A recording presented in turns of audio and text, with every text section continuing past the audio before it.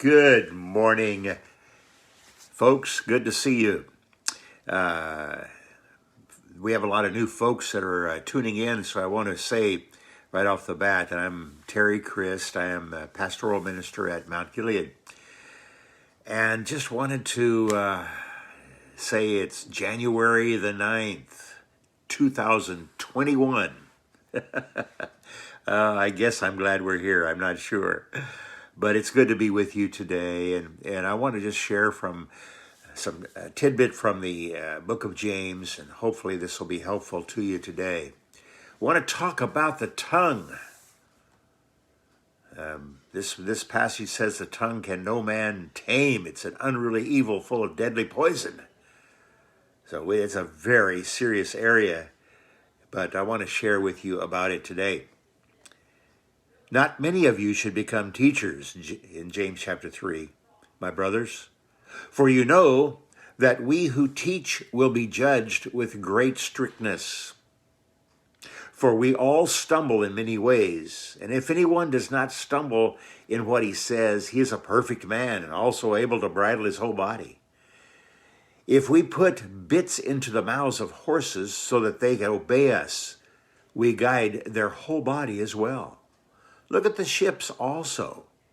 Though they are so large and are driven by strong winds, they are guided by a very small rudder wherever the will of the pilot directs.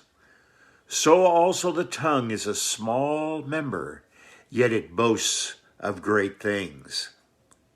How great a forest is set ablaze by such a small fire.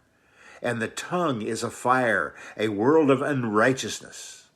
The tongue is set among our members, staining the whole body, setting on fire the entire course of life, and set on fire by hell. For every kind of beast and bird, of reptile and sea creature can be tamed, and has been tamed by mankind. But no human being can tame the tongue. It is a restless evil full of deadly poison. With it we bless the Lord and Father, and with it we curse people who are made in the likeness of God. From the same mouth come blessing and cursing. My brothers, these things ought not to be so. Does a spring pour forth from the same opening both fresh and salt water? Can a fig tree, my brothers, bear olives as a grape, or a grapefruit bear figs? Neither can a salt pond yield fresh water. This tongue is a very, very serious thing, isn't it? Small things can cause great results, both good and bad, with the tongue. Words reflect our character, what we are really like. So we've got to be careful and learn how to tame that tongue and let God tame it for us. Let His Holy Spirit dwell within us. Many scriptures talk about the tongue. We read about the bridling of the horse. In Psalms 39 and verse 1, he says, I will guard my mouth with a muzzle or with a bridle. That's what we need to do. We need to stick the right kind of bit in our mouth that keeps us going in the right direction. And then Ecclesiastes 5 and verse 6 says, let not your mouth lead you into sin. Our mouths can lead us in that direction.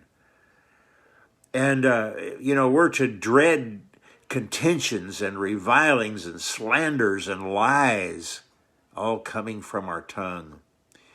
If God could help shut the mouth of the lions for Daniel and feed Elijah with the ravens, and if the whale could take care of Jonah, how much more can God take care of our tongue if we will trust Him and if we will let Him? How many of us in a relationship have used our tongue just in a little way, and boom, it just reflects a whole day, maybe even week or weeks of difficulty in the relationship. Oh, it's just so easy to say the wrong things. And so my encouragement to you today is is to bridle that tongue, is to let the Lord help you control, because no man can control the tongue by himself. Only with the help of God can we. So as we begin this new year, let's take a good look at our tongues. And I don't mean stick them out and look at them. I'm talking about the way in which we use them. May God help us to use our tongue in a wise way. And let's be careful of our words that come out of our mouth, and our words that go on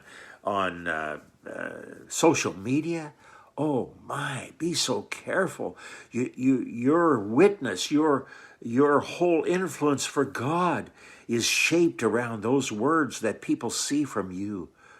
And so let us all be determined to allow God to form our thoughts and to help us to be wise enough to know what to say when we should say them.